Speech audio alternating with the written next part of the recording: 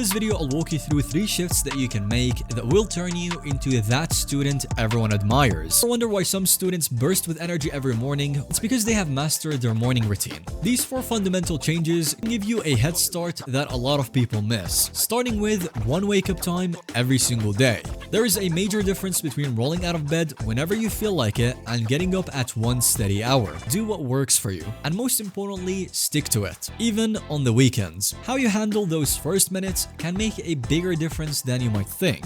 So, number 2 is to get on your feet right away. A lot of people kill 15 to 30 minutes each morning on their phones. That's time lost. Instead, get the hell up the second your alarm rings. Moving early sends a wake-up signal to your brain and helps you dodge the cheap dopamine phone trap. That takes us to the 3rd point, mini morning sweat. A short routine, maybe 10 push-ups, 10 squats, and a 30-second plank can rev up your entire system.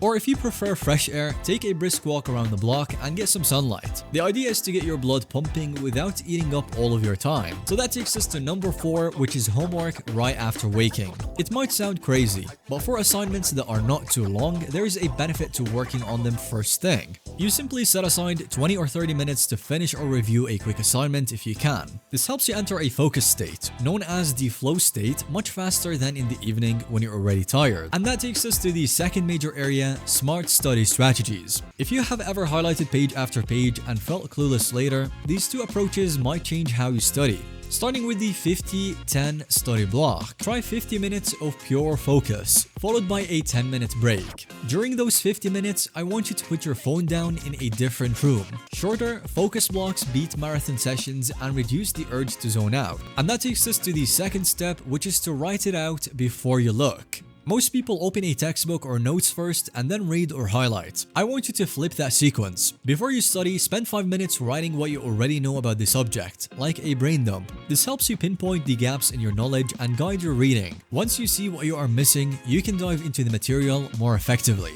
When you know what you don't know, studying becomes simpler and more targeted. Which brings us to the final major shift, building a social edge that sets you apart.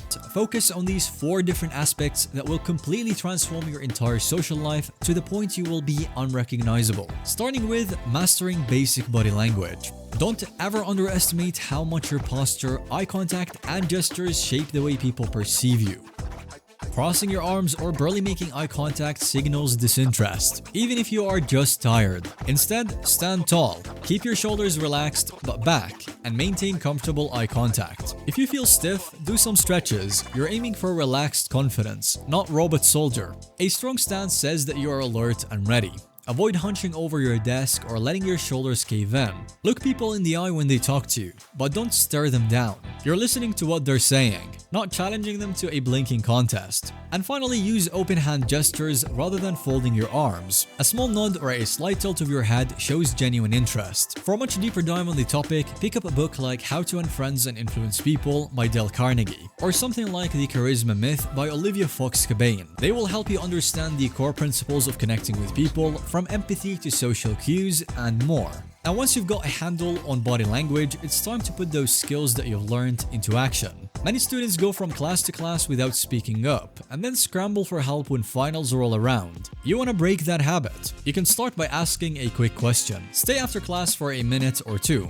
Ask your teacher about something that day's lessons covered, or share a quick thought. With friends, catch up face to face. Maybe try to set a quick study session at the library or meet up at a local cafe. This gives you more meaningful interaction. When you build those genuine relationships, it's easier to ask for help, get feedback, or find a study partner. You also avoid the awkwardness of reaching out last minute to people who barely know you.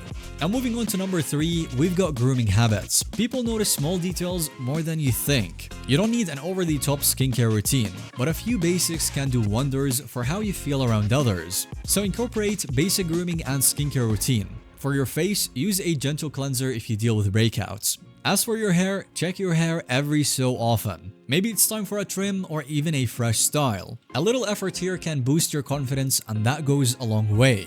And finally, wear outfits that actually fit you. Even simple t-shirts can look great if they are the right fit. When you look good, you feel good. And when you feel good, you carry yourself with more ease in social settings. A polished appearance subtly tells people that you respect yourself, and that sets a positive tone from the moment you walk into class. And that takes us to number 4, the final step, which is to pick one club or activity that you actually like. You don't have to overload your schedule with every possible club or organization. Instead, choose one thing that you genuinely find interesting.